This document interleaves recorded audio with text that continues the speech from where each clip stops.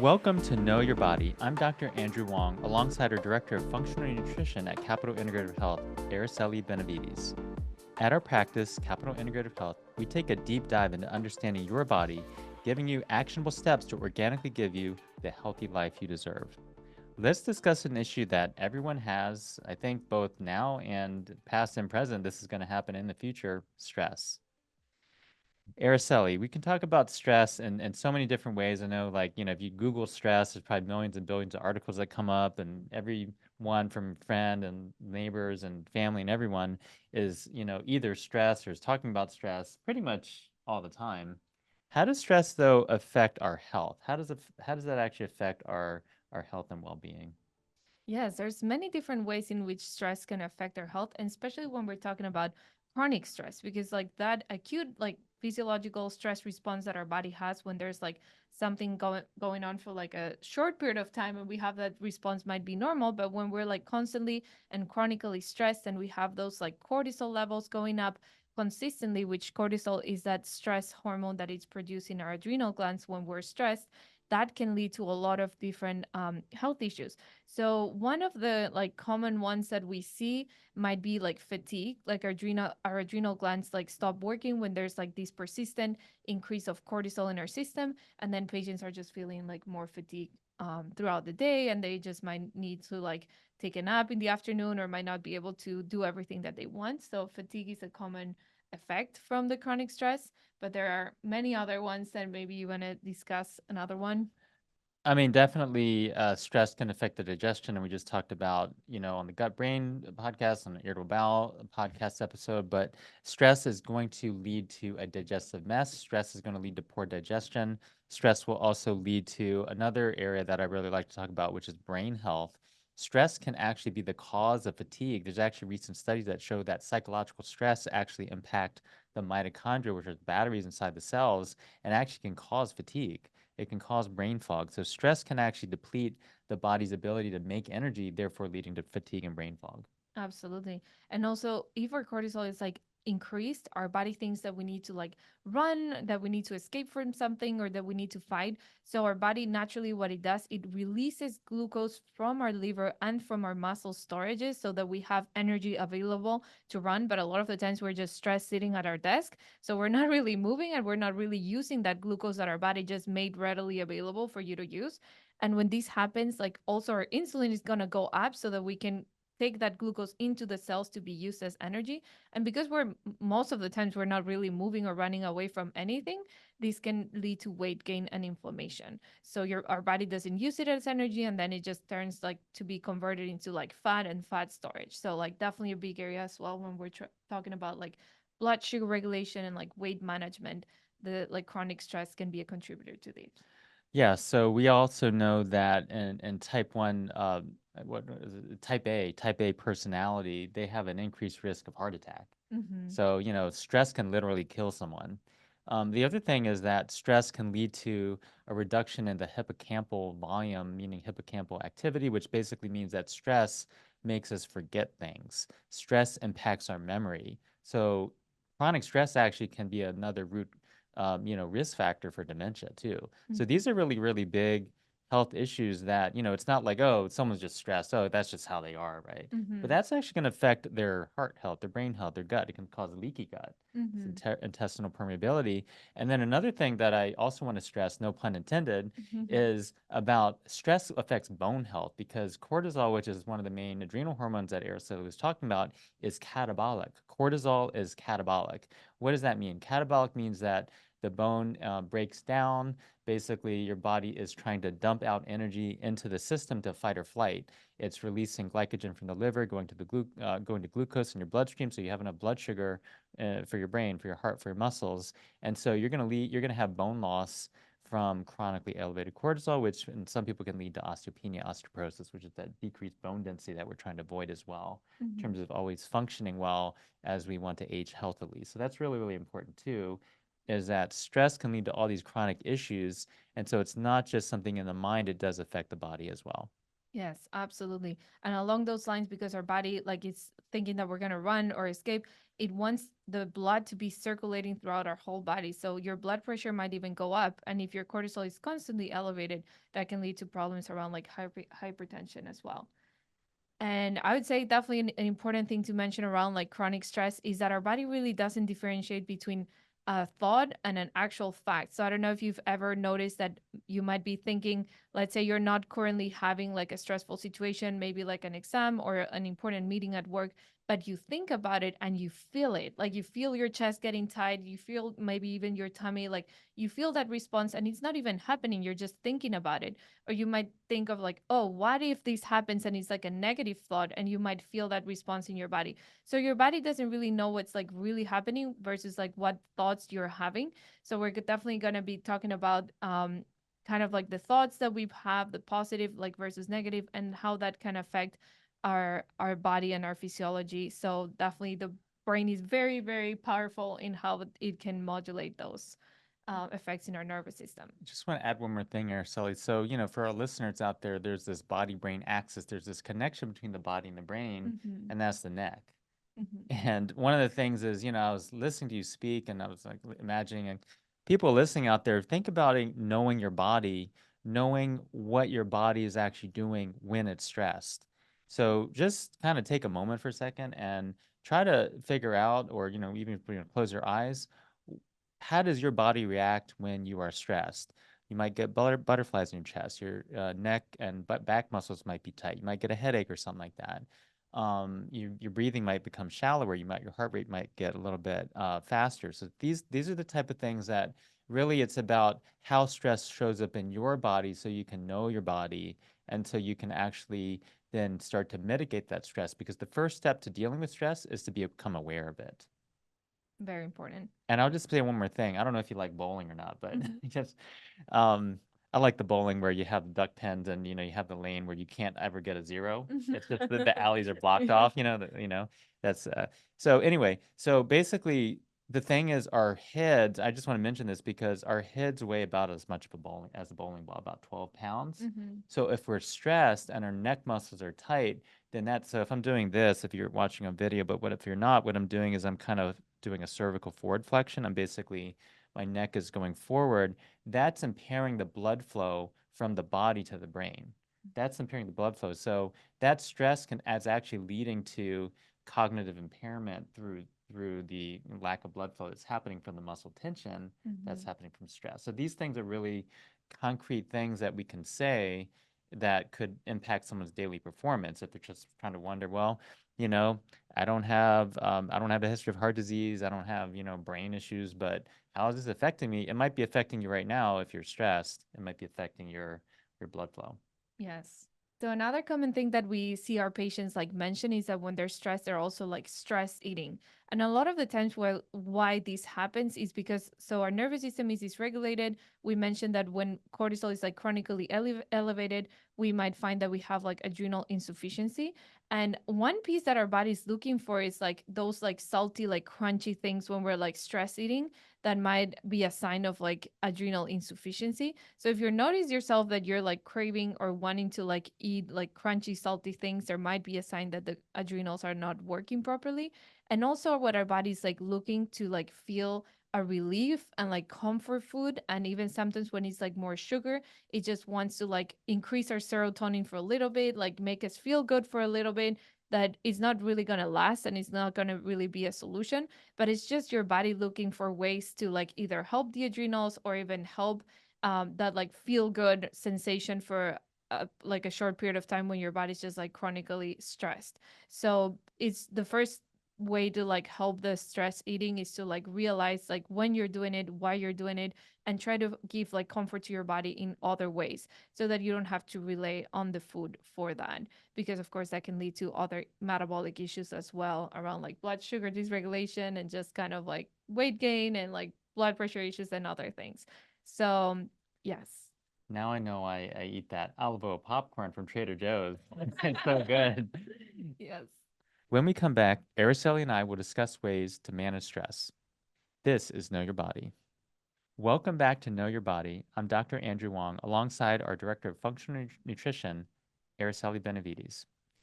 Here at Capital Integrative Health, we really see a lot of patients that have stress. I would say that, most patients, and I think most of us carry around some sort of chronic stress, at least some of the time, if we were being honest. Hmm. And earlier we talked about what can cause stress and how stress impacts our health. Well, let's talk about now, how do we address the root causes of stress and what steps we can take to manage stress? Yes, I would say that I really enjoy that you start most of our medical meetings with a mental vacation that I think we all really enjoy, and it can really help to like rebalance our nervous system before we enter maybe like a stressful situation or just a meeting, like just kind of entering with a better like mindset and a more like relaxed. It's definitely improves the outcome of like meetings. So I know you really like the mental vacation, so we can probably start there. That's great. Let's start with what I like to say as these serenity spots. So find a serenity spot in your mind. If you are working out at the gym right now, if you're driving your car, don't close your eyes. I don't want your weights to fall on your head or you to crash into a car. But if you're in a place that you can close your eyes, you can do that. You can actually kind of give your visual cortex a rest, and that actually helps to decrease cortisol. But if not, just keep your eyes open. But what I would like you to do right now is taking a mental vacation. You know that, you've all been on vacation somewhere, you've all been to the beach, or you've all been to a river or some place that you really love. Could be your house, it could be a place that basically any place that you feel safe and secure and comforted, but also a place that brings you joy and happiness and aliveness and energy. So just find out that place right now. Just think about where that's going to be. And if you can, close your eyes, and if not, just kind of take a deep breath, sit up straight, and we're gonna imagine our favorite place that brings us serenity, and just imagine that in a very vivid way with different colors. You might there might be some environmental factors like sunlight or air or different things, and you're just gonna take a deep breath in and out through your nose, just really allowing that place now to nourish your entire body, just seeping in that energy just going into all of your tissues, all of your cells, just bathing in that place right now. Any tension that you previously had, just allow it to wash away or release on the exhale. And then on the inhale, just nourishing back to that place, that anchor, that place that you call, a serenity spot for you. A place that you find peace, a place that you find some balance in life. A place where you can face the world and face anything that's coming at you because you're here in your happy place.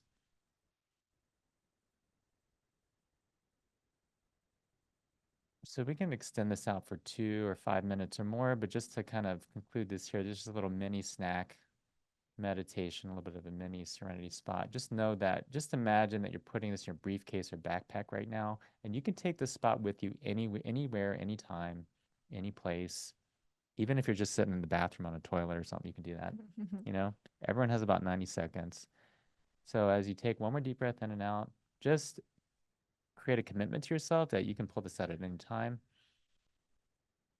And I'll share a little trick that my coach actually recommended for me, which is that you can actually look at your hand, and you can basically look at your hand and it's your non-wristwatch hand. So I look at my right hand because if I put my wristwatch in my left hand, I'll put on my right hand like a blue dot, or I'll put a bracelet on or something like that. I actually have a bracelet right here. So I'll put it on. And when I look at that bracelet, I'm going to say, oh, it's time to go back to my serenity spot. Oh, it's time to kind of recenter. Just like if you are I was listening to someone earlier today, so I'm going to use this analogy. If you're a boxer, but if you're boxing in life and life is boxing you around, sometimes you have to take a 10 count and sometimes you have to take that rest. And taking that 10 count means going back to your serenity spot. Doing that for your health is going to pay big dividends down the line. Absolutely. Yeah. So the same way that we discussed that negative thoughts are going to have a negative, like physiological response and your heart rate going up and everything, having the time to like have a positive, um, like positive thoughts, just kind of like having taking your brain to like a place that you really enjoy, a vacation is really going to like slow your heart rate. It's gonna just kind of like calm your nervous system. It's gonna improve your digestion. It's gonna improve your energy. It's just kind of like giving your nervous system a break. So that's really a great way to like manage stress. And there's another kind of like breathing technique that is like backed up by like science as well, that it's like the 4-7-8 breathing, that it also takes about like 2 minutes to do. So you can really do it at any time. It's totally free, and you can people might not even notice that you're doing it, that it's basically like inhaling for a count of 4, holding for a count of 7, and exhaling for a count of 8. And if you repeat this about like 5 to 6 cycles, if it's been shown that you go from like a sympathetic nervous system activation that is just more like that fight or flight, to a parasympathetic state that is more like that rest and digest. So doing that at any point during the day, to like, especially if you're feeling like stressed, to like help your body like calm down, is another great resource to do as well. When I talk to patients about that, Araceli, I say, well, you have about 90 seconds to do that. And they say, I don't have 90 seconds. It's like, well, how long do you sit in the toilet for? Yeah, Right? that's a We good could do point. it there. Or driving or Or anytime. driving or anytime. Yeah, the red light is really great. If someone's cutting you off and you're feeling angry, this is the best time to do this. Yes. 4-7-8 breathing, 6 cycles. Um, Calming down the moment. I think this is something maybe I'd like you to talk about. What do you think about this physiologic sigh? That seems like a good, easy one to do too. Yeah, it really mimics like how kids like calm down where they're like crying. You've probably heard them do like like a too quick like inhales and a long like exhale. And that's just like a natural like response that our body has to like calm the nervous system. And kids do this like naturally, but as adults we might have to like, okay, if we're like really anxious or like we're like really stressed in the moment, if we do a couple of those rounds of like physiological like sighs, it helps to like calm down the nervous system as well. I was sighing earlier at CrossFit, but I don't know if I was just because I was out of breath or something. The third round of, of these things. What about two breaths in through the nose? Yeah, let's talk about that. Yeah, 2 breaths in through the nose and one long exhale through the mouth. Okay, That. okay. Mhm. So again, that science behind the breath work is that you want to be the driver of your own car, you want to be the driver of your own breath. The breath is the anchor for managing your stress. If you know how to manage your breath, you know how to manage stress. Mhm. And just to mention that again, I'm just going to go back to Dr. Datis Karazian's book. He talks about basically how to manage stress via knowing the brainstem, knowing the physiology. There's two structures in the brainstem. They're both called reticular formations. One is in the middle of the brainstem that basically controls the vagus nerve, which is the relaxation nerve, and one controls the sympathetic or fight or flight, nervous system. So one is like get up and go, the other is relax and watch Netflix and spend time with your friends and family. So the thing about driving that breath car is that you can't control it simultaneously with the brake and the accelerator. I think we talked about this a little bit on the gut brain podcast, but you can't be stressed and relaxed at the same time. It's just not physically possible. The way that you control the relaxation response is to exhale longer than the inhale. You want to have a longer exhale than the inhale. So anytime you're in an anxious state or in a panic state or in a fight or flight state, you want to have that exhale be longer than the inhale. If you do that for 6 cycles, that is guaranteed, not by me, not by Araceli, but by physiology, by your own body. And knowing your own breath is going to help you manage that stress. The other thing I want to say before we get to the nature walking, which I think is really another amazing way to reduce stress and manage stress, is that think about this. If you're exercising, we all know that exercise is important, movement is important. Starting going to the gym a lot more. And, going to the gym, what do you do in the gym? You do physical reps. You do like these, bench press or, push-ups or squats or different things. And you do Mhm. repetitions, or like if you're trying to do a habit and you're trying to practice something, trying to practice a healthy diet or a healthy habit, you put in the reps. Mhm. We know how to put in the physical health reps. We now need to learn how to put in the mental health reps. Mhm. These are mental health reps that are just as important as the physical health reps that you probably already know about: the eating healthy, the getting enough sleep, brushing your teeth. That's Mhm. a physical health rep. Yes. Reduces the risk of dementia, by the way.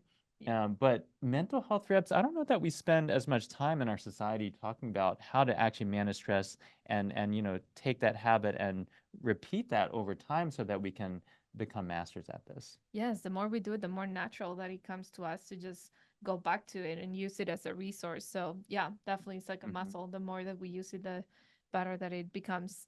Absolutely. So let's talk about time in nature. And, it's just like, okay, we can take a walk. It's 95 degrees outside right now. I don't really want to go outside, but why should we go outside? Why should we spend time in nature from a stress perspective? Yes, just going back is a little bit like going back to our roots, and especially if you do take your like shoes off and walking directly in like the like grass or the soil, just kind of connecting and doing some like earthing or like grounding, and it really can help to like lower cortisol, like increase dopamine and serotonin. Serotonin being like that happy neurotransmitter, like dopamine helping us to feel like more alert, like better, like focus, just like more alive. So it can really help from like a transmitter perspective as well as like lowering the stress hormone. So yeah, forest bathing or even if it's just connecting with like nature around like gardening, anything like that would like really help the nervous system. I think the earthing is really, really an important point. Like you said, Mm-hmm. basically connecting physically to the earth. So that means not walking on the earth with rubber shoes, because the rubber is going to block that electromagnetic field that's an antioxidant, more powerful than any multivitamin antioxidant, actually. So if we connect to the soil, I like to personally go out in cotton socks, because I guess I'm kind of like kind of go glamping or something. I don't like to like go with the bare feet, but cotton socks would work. But the rubber shoes that have been around since the 1960s, unfortunately, they do block the antioxidants that are coming from the earth. So when we're earthing, we actually do have to take our shoes off. Mm-hmm. And then, yeah, if we don't want to be muddy, we can put the socks on, and that's fine.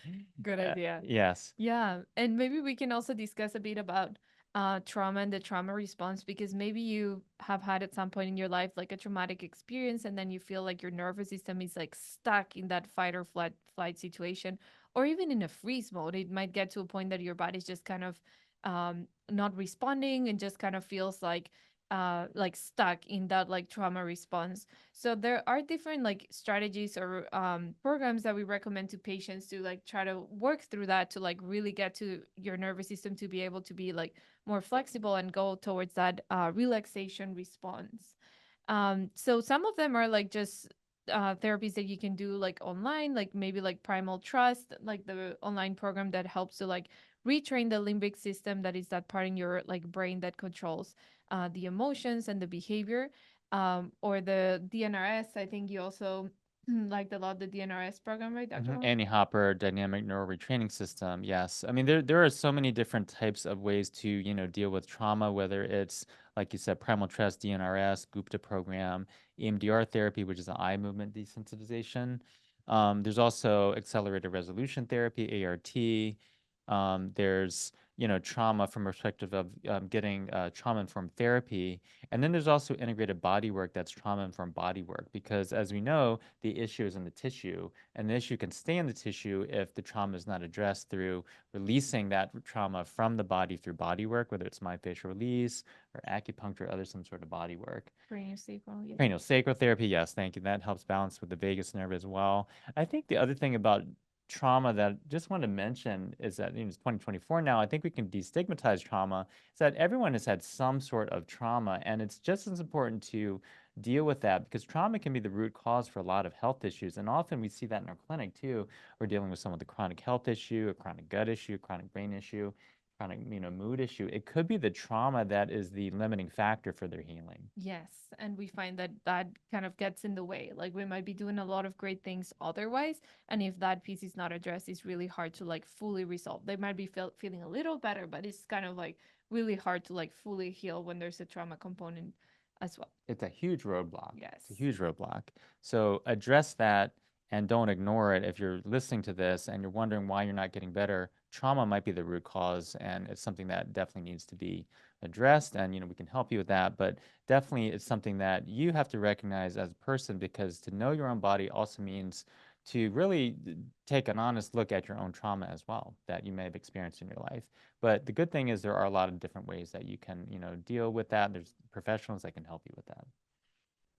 So when we come back, some final thoughts and routines that can help you remove and manage stress, and basically so that you can finally become the CEO of your own health. This is Know Your Body. Welcome back to Know Your Body. I'm Dr. Andrew Wong. So, we wanted to do a little synopsis so that you don't get stressed out about this episode and try to remember all the different things you have to remember about this episode. Araceli, what are some of the top takeaways for, people to remember about how to manage their stress more effectively? Yes, definitely. I would say the like mental vacation is an easy one to use, and also the 478 breathing. That even if you try to do like a couple cycles throughout the day, would be helpful to rebalance the nervous system, and that would be about like 2 to 4 minutes. Yeah, and I'll just add to that the breathing is that your breath is your best friend. You can stop, you can pause, and you can always go back to the anchor. If you go to that serenity spot, like you were saying, but you're hyperventilating, you're not going to really be in that spot. Like if it's something that is really activating your healing when you have that quote unquote parasympathetic nervous system, basically that slow, long, deep exhale, that's going to be a big thing. So inhale longer than exhale, deep breaths, go back to that safe spot. And just remember that you have all the tools inside you to heal and to manage your stress. It's a matter of just kind of getting to that and addressing it and really recognizing it and not like shoving it off in a corner or something, because it is something that I think deserves to be addressed because you deserve to be healthier. So thank you so much for joining us on Know Your Body. We'll be back every week and next week to talk about your health and how you can achieve the body, mind, and spirit that you want. If you want to learn more about Capital Integrative Health, CIH, check out our website at cihealth.org. Thanks so much for listening and have a great week.